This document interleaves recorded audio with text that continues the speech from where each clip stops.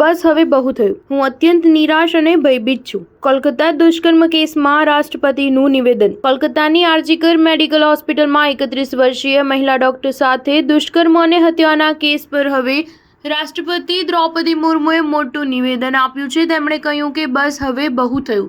હું આ સમગ્ર ઘટનાથી નિરાશ અને ભયભીત છું. રાષ્ટ્રપતિ મુર્મુએ કહ્યું કે દીકરીઓ વિરુદ્ધ આવા નૃશંસ અપરાધ મંજૂર નથી.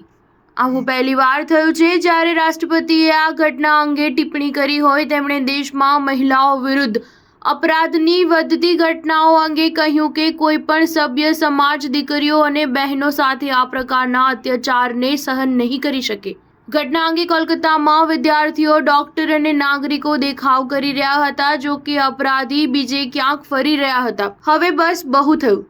સમાજને ઈમાનદાર થવા અને આત્મનિરીક્ષણ કરવાની જરૂર છે. રાષ્ટ્રપતિએ કહ્યું કે મહિલાઓ સામેના ગુનાઓના મામલાને ગંભીરતાથી લેવો જોઈએ. આ પ્રકારની ઘટના પછી ઘટનાને ભૂલતા રહેવું યોગ્ય નથી. નિર્ભયા કેસના 12 વર્ષમાં બળાત્કારની અસંખ્ય ઘટનાઓને સમાજ ભૂલી ગયો છે.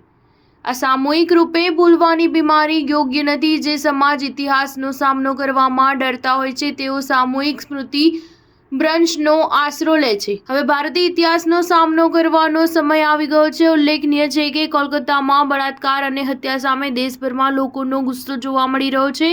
કોલકાતામાં મંગળવારે મોટું પ્રદર્શન થયું હતું. આ સિવાય ભાજપે આજે બંગાળ બંધનું આયોજન કર્યું છે. સ્ટાર ન્યૂઝ 7 હંમેશા સચ્ચાઈની સાથે.